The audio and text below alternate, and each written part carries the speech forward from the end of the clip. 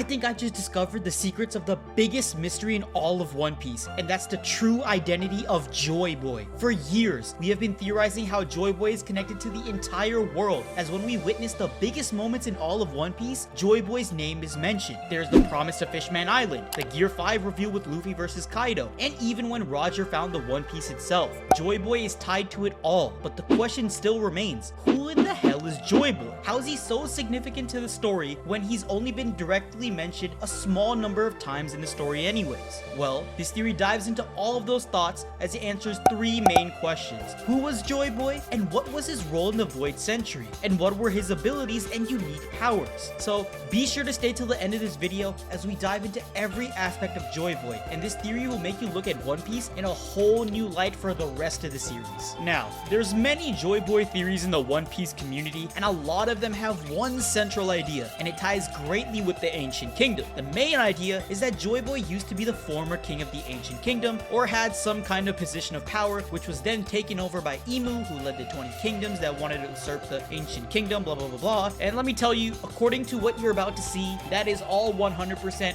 wrong. Let's first start off with why the Ancient Kingdom was even overthrown in the first place. Well, we'd assume that the Ancient Kingdom, in some way, had its own problems of power, as 20 other kingdoms came to form an alliance in order to defy one specific kingdom's power. The Ancient Kingdom was so powerful that any information regarding the Ancient Kingdom in the current era, or any research on the Ancient Kingdom, is to be snuffed out immediately, as we saw with the Ohara incident. Now, you must be wondering, how in the hell does Joyboy fit into all of this? We know he was a good guy, and he eventually returned as Luffy 800 years later. How could he be responsible for such a diabolical kingdom? Well, that's the thing. Joyboy wasn't in charge. Joyboy wasn't any tyrannical king or some powerful yet benevolent ruler. I believe that Joyboy was the jester of the Ancient Kingdom. Now, for those of you who don't know what a jester is, in medieval times, a jester was a person who had a very specific role, which was to make the monarch and guests visiting laugh and be entertained. A jester is basically a joker or kind of a clown. Now, the reason why I say Joyboy was specifically a jester is because his purpose was to spread joy throughout the Ancient Kingdom through joyous tales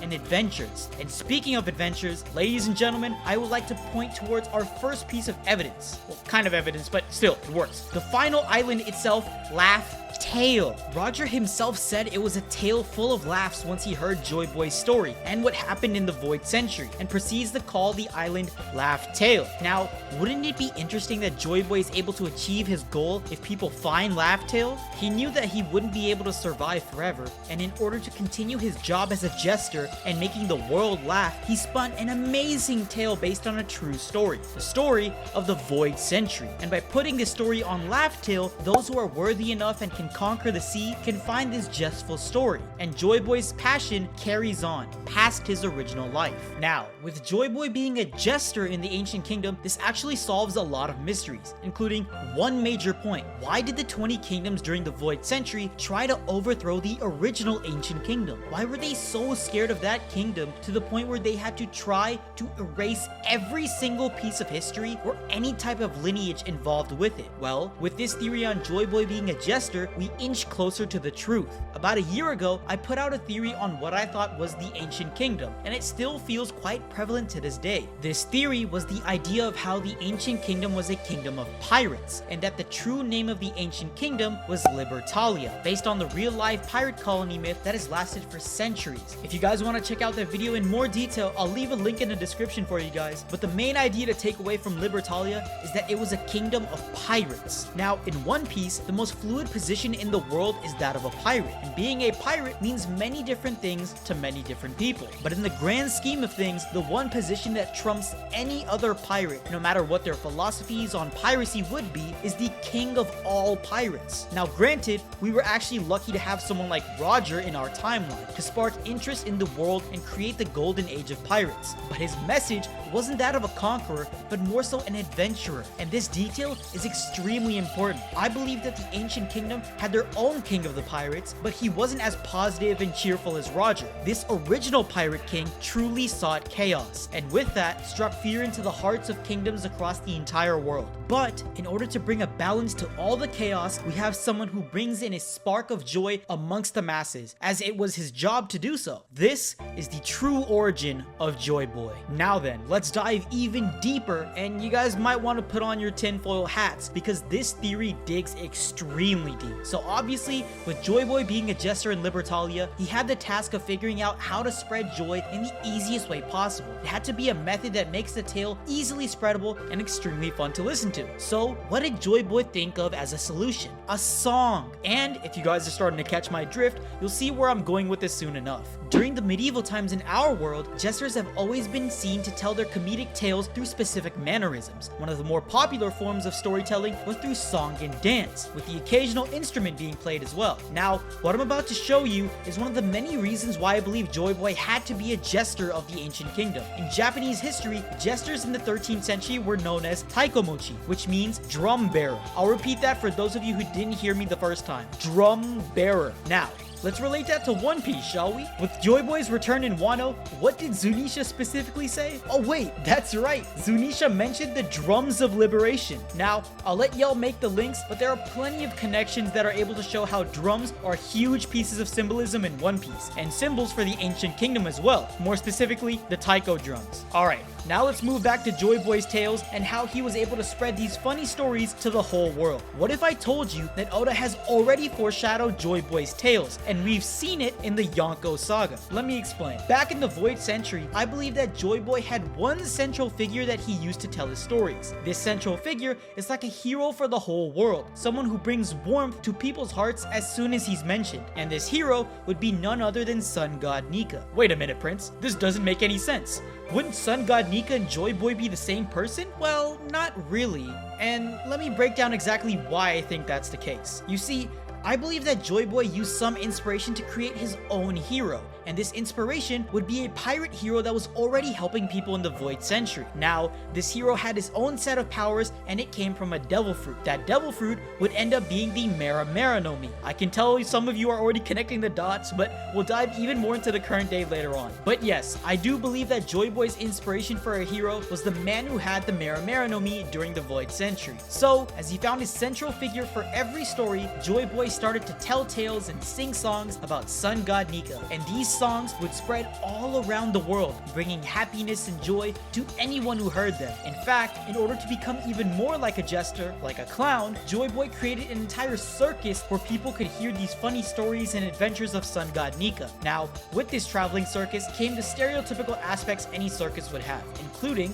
circus animals, and this is where we get introduced to 𝙬𝚘𝚙𝚑𝚝, one of Joyboy's companions. However, it is going to be a very quick introduction since I want to focus more on what happens after the circus. Sorry, 𝙬𝚘𝚙𝚑𝚝. You see, with good pirates like the original 𝙗𝚗𝚗𝚗 no Mi user, also comes bad pirates who go around doing whatever they please, which inevitably leads to hurting others. And the king of the pirates was no different. People around the world started to detest pirates and hate how much damage they would do to the entire world, whether it would be pillaging different islands or hurting innocent people. Joyboy started to take notice of all this violence, but this time things became much worse, and Joyboy knew he needed a different plan. So Joyboy came up with an idea, and his idea was to create one song revolving around Sun God Nika and a grand journey that he would have around the world. Joyboy ran around the world in his traveling circus and sang only this one song everywhere he went, whether it was at a banquet, a random feast, or a simple bar. He spread this joyous anthem almost everywhere he could go, and this song was 𝙬𝚘𝚙𝚑𝚝.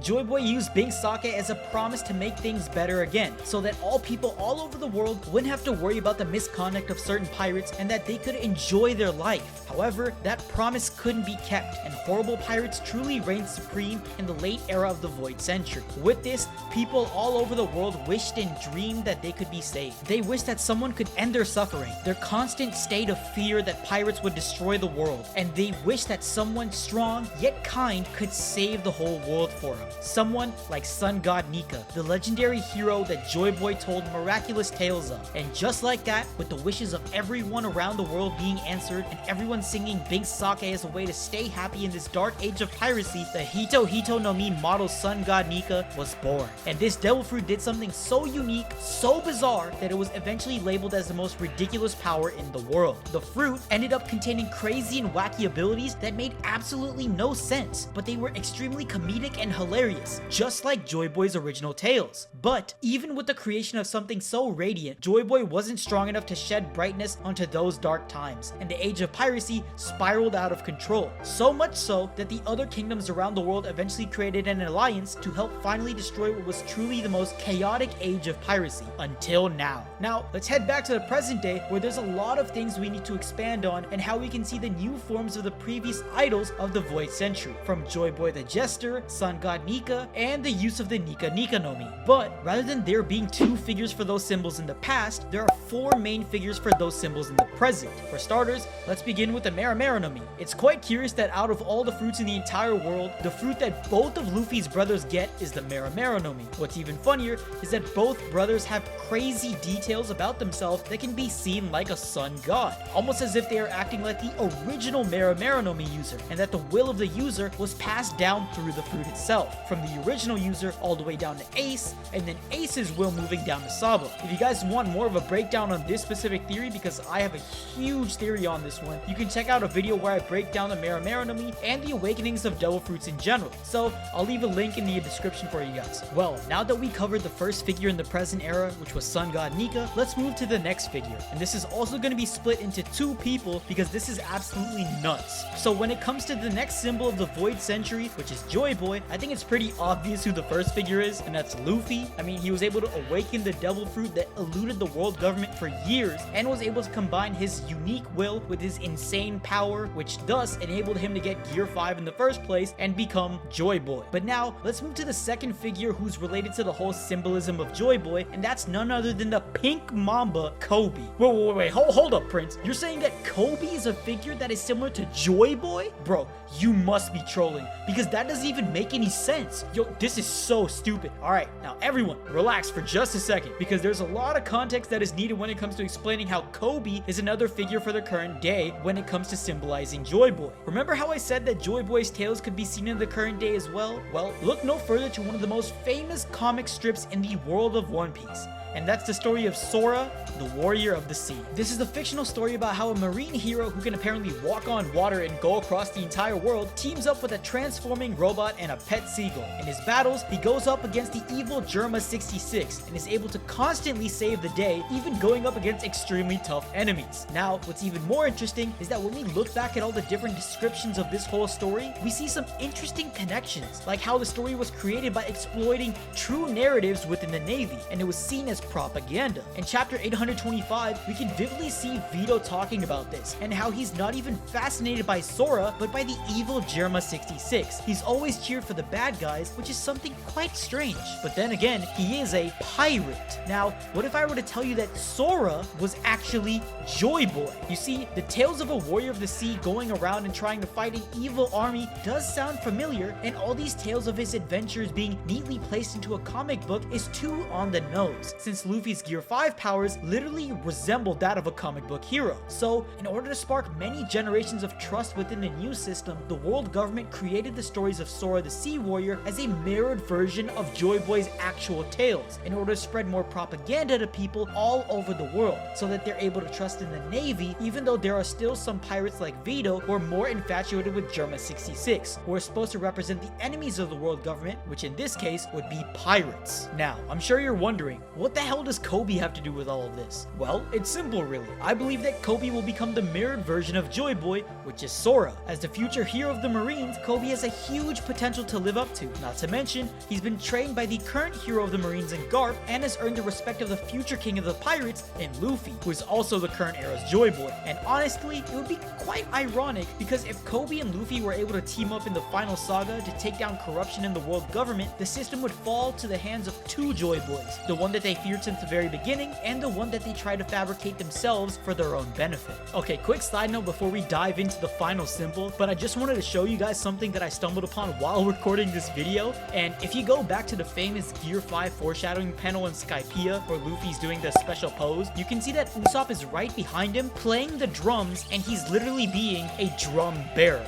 I'm just saying, you know, like, let me know what y'all think in the comments. But hey, it's another piece of evidence if you ask me. But anyways, let's get back to the video. Alright, now that we've covered the figures that symbolize Joyboy in the present, let's go ahead and talk about the last and final figure in today's era. And that is none other than Buggy D Clown. Buggy is probably one of the most important characters in the story because he's the jester of our day and age. I mean, for one, he's quite literally a clown. He's always had comedic tones surrounding his whole story. Not to mention, he's always somehow just falls upwards into better positions of power and is seen as the biggest wild card in the world, mainly because of his false image as being a strong and powerful figure, when in reality, he's pretty trash. However, even if Buggy isn't that strong, he makes up for it in influence and overall knowledge of the world around him, and his Yonko status proves this. Buggy's ability to spin a lie and weave that same lie into the great myth that is Captain Buggy is so great that it truly does emulate the ability of a real-life jester, and because of that, his influence will be one of the major things to look out for in the final saga, as Joyboy the Jester's influence in the Void Century was what kept people going,